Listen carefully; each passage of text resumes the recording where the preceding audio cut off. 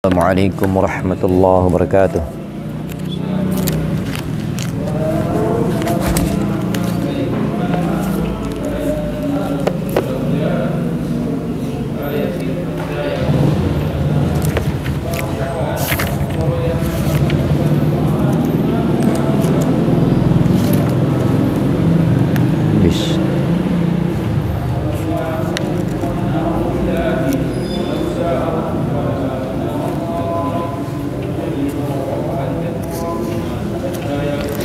An Abi Hurairah radhiyallahu anhu qala Rasulullah sallallahu alaihi wasallam idza nazara ahadukum ila man fuddila alaihi fil mal wal khalqi falyanzur ila man huwa asfala min. Dari Abu Hurairah radhiyallahu anhu berkata bahwa Rasulullah SAW bersabda, apabila salah seorang di antara kalian melihat orang yang diberi kelebihan dari segi harta atau rupa, hendaklah dia juga melihat orang yang lebih rendah darinya. Muttafaq alaih dalam kitab Mishkat. Dari Abu Hurairah radhiyallahu anhu, ia berkata bahwa Rasulullah SAW bersabda, apabila salah seorang di antara kalian melihat orang yang diberi kelebihan dari segi harta atau rupa, hendaklah dia juga melihat orang yang lebih rendah darinya. Hadis riwayat muttafaq alaih dalam kitab Mishkat. Keterangan, bila seseorang melihat seorang jutawan lalu timbul rasa tamak dan keluh kesah dalam hatinya, lalu ia berkata, ia memiliki harta kekayaan yang banyak sedangkan aku tak memiliki harta sebanyak itu, maka hendaklah ia mencari dan memperhatikan dengan seksama orang yang sedang berada dalam kesulitan, tidak berdaya dan kelaparan. Dengan demikian akan datang kepada dirinya rasa syukur kepada Allah Subhanahu wa taala, yakni Allah Subhanahu wa taala telah menyelamatkannya dari keadaan seperti itu. Dalam hadis yang lain, Nabi SAW bersabda, janganlah kalian memandang orang yang banyak memiliki harta, tetapi hendaklah pandanglah orang-orang yang lebih rendah dari kalian, sehingga tidak akan timbul perasaan mengecilkan karunia Allah Subhanahu wa taala yang ada padamu. Mishkat. Abu Dzar Al-Ghifari radhiyallahu anhu berkata, kekasihku Rasulullah SAW telah menasihatiku dengan 7 perkara. Yang pertama, aku diperintahkan agar menyayangi fakir miskin dan bergaul dengan mereka. Yang kedua, aku diperintahkan agar tidak memandang orang yang lebih tinggi atau lebih kaya dariku, dan agar aku memandang keadaan orang-orang yang lebih rendah dariku. Yang ketiga, aku diperintahkan agar menyambung silaturahim walaupun orang yang aku datangi itu berpaling dariku, menghindar dariku, menjauhiku, dan tidak mempedulikan aku, atau sombong terhadapku. Dalam kitab At-Targhib dikatakan, walaupun orang itu menzalimiku. Yang keempat, aku diperintahkan agar tidak meminta apapun dari orang lain. Yang kelima, aku diperintahkan agar mengatakan yang hak kepada orang lain walaupun terasa pahit. Yang keenam, aku diperintahkan agar tidak mempedulikan celaan siapapun untuk mendapatkan ridhonya Allah Subhanahu wa taala, tetapi mengamalkan sesuatu yang disukai oleh Allah Subhanahu wa taala walaupun orang-orang jahil mencelanya. Yang ketujuh, aku diperintahkan memperbanyak bacaan la haula wala quwwata illa billah, sebab kalimat itu diturunkan dari sebuah khazanah yang khusus di bawah arasy dalam kitab Mishkat. Banyak riwayat lainnya yang menganjurkan untuk memperbanyak bacaan la haula wala quwwata illa billah. Dalam sebuah hadis Rasulullah SAW disebutkan bahwa ada 2 hal yang jika menjadi tabiat seseorang, maka Allah SWT akan menggolongkan orang itu sebagai orang-orang yang bersyukur, yakni seseorang yang memandang orang yang lebih tinggi derajatnya dari segi agama, lalu ia berusaha mengikuti jejak orang itu, sedangkan dalam segi dunia ia memandang orang yang lebih rendah darinya. Hanya dengan kasih sayang dan karunia sajalah, hanya dengan kasih sayang dan karunia Allah sajalah ia telah memperoleh kehidupan yang lebih baik. Maka ia menjadi orang yang bersabar dan bersyukur kepada Allah Subhanahu wa taala.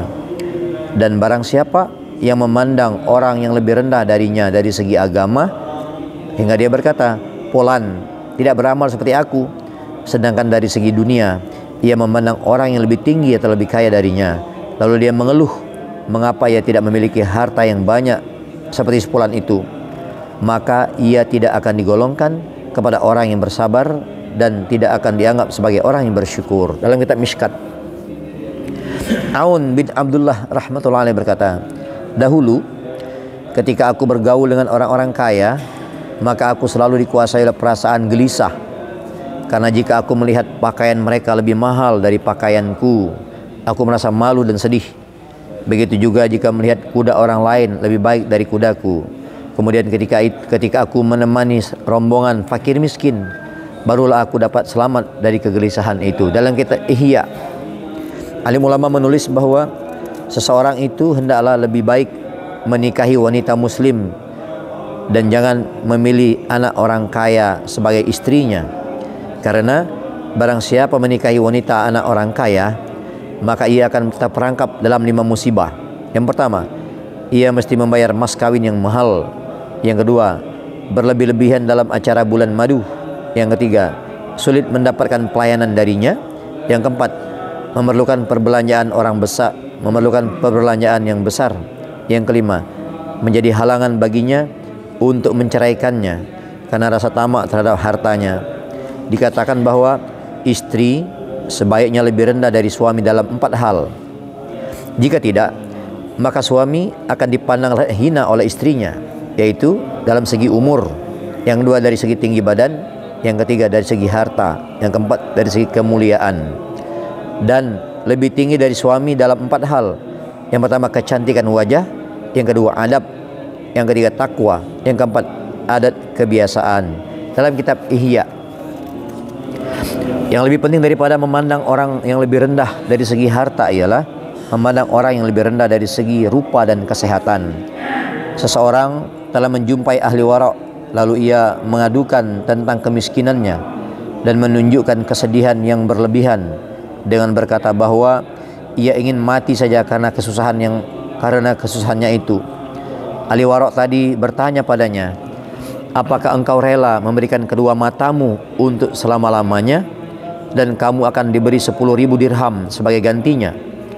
Maka ketika orang itu menolak, ahli wara' itu bertanya lagi, baiklah, engkau akan diberi 10.000 dirham dan sekarang lidahmu saja yang akan dicabut. Bersediakah engkau? Ketika itu juga dia menolak. Ahli wara' itu berkata, tidak mengapa. Bagaimanakah jika kaki dan tanganmu saja yang dipotong dan engkau akan mendapatkan 20.000 dirham? Apakah engkau bersedia? Ia pun menolak. Ahli wara' itu bertanya, bersediakah engkau menerima 10.000 dirham dan otakmu dirusak hingga engkau menjadi gila? Orang itu pun menolaknya. Ahli wara' itu berkata, tidak malukah engkau mengadukan tentang kemiskinanmu, padahal menurut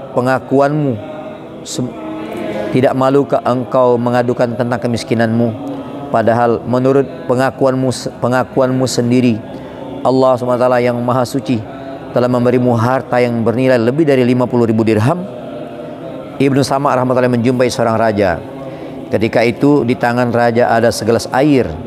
Raja berkata pada Ibnu Sama' rahmatullahi, berilah aku nasihat.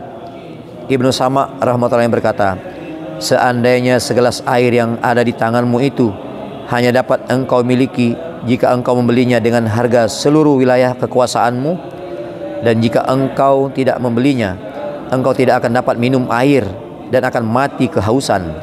Apakah engkau sanggup membeli segelas air ini seharga seluruh wilayah kekuasaanmu untuk menyelamatkan nyawamu?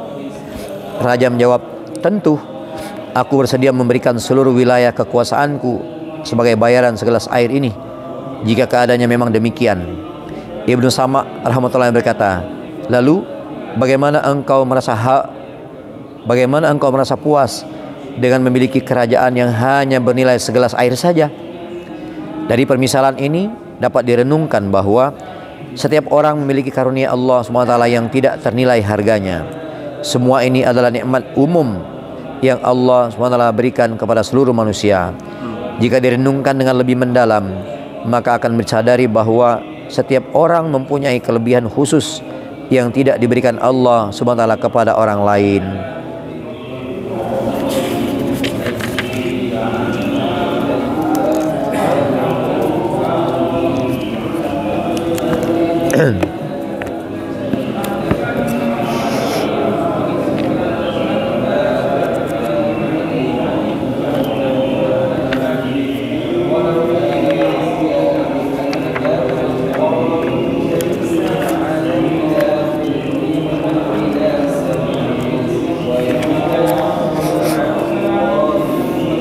An Abi Dzar radhiyallahu anhu qala Nabi sallallahu alaihi wasallam ma min 'abdin qala la ilaha illallah thumma mata 'ala dzalika illa dakhala al-jannah.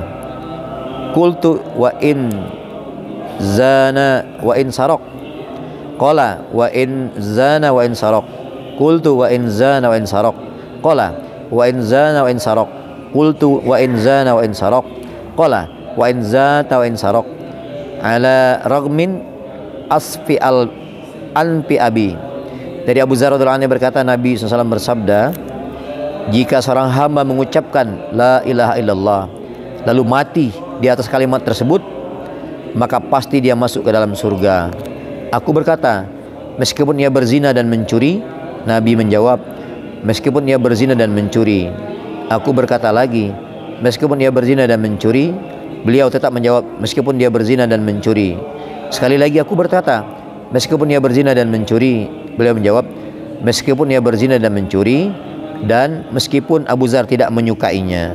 Hadis riwayat Bukhari, bab pakaian putih, hadis nomor 5827. Dari Abu Dzar radhiyallahu anhu berkata, Nabi SAW bersabda, jika seorang hamba mengucapkan la ilaha illallah lalu dia mati di atas kalimat tersebut, maka pasti dia akan masuk ke dalam surga. Aku berkata, meskipun dia berzina dan mencuri? Nabi menjawab, meskipun dia berzina dan mencuri. Aku berkata lagi, meskipun dia berzina dan mencuri? Beliau tetap menjawab, meskipun dia berzina dan mencuri. Sekali lagi aku berkata, meskipun dia berzina dan mencuri? Beliau menjawab, meskipun dia berzina dan mencuri, dan meskipun Abu Dzar tidak menyukainya. Hadis riwayat Bukhari, bab pakaian putih, hadis nomor 5827. An Hudzaifah radhiyallahu anhu qala Rasulullah sallallahu yadrusul Islam kama yadrusul syai'us saub ila akhir hadis. Dari Hudzaifah radhiyallahu anhu berkata, Rasulullah SAW bersabda, Islam akan semakin pudar sebagaimana memudarnya pakaian yang berwarna, sehingga tidak diketahui apa itu puasa, sedekah maupun amal ibadah lainnya. Pada satu malam, kitabullah pun akan diangkat atau dihilangkan, sehingga tidak ada satu ayat pun yang tersisa di bumi. Sementara itu di kalangan manusia masih ada kakek nenek yang sudah sangat tua dan renta berkata, dahulu kami mendapati bapak-bapak kami mengucapkan kalimat la ilaha illallah, maka kami pun ikut mengucapkannya. Sila bin Zufar bertanya pada Hudzaifah, lalu apa manfaat kalimat itu, kalimat la ilaha illallah itu bagi mereka, sedangkan mereka tidak mengetahui apa itu puasa, sedekah dan ibadah lainnya? Maka Hudzaifah berpaling darinya, lalu Sila mengulangi pertanyaan tersebut hingga 3 kali. Setiap ditanya demikian, Hudzaifah lalu berpaling. Kemudian pada kali yang ketiga, Hudzaifah menghadap ke arah Silah lalu berkata, wahai Silah, kalimat tersebut akan menyelamatkan mereka dari neraka. Hadis riwayat Hakim, ia berkata bahwa hadis ini sahih menurut syarat sanad Muslim, namun tidak dimeriwayatkannya dengan bersanad dalam kitab sahihnya, jilid 4 halaman 473. An Abi Hurairah radhiyallahu anhu qala Rasulullah SAW, man qala la ilaha illallah nafa'athu yauman min dahrihi yusibuhu qabla dzalika ma asabahu.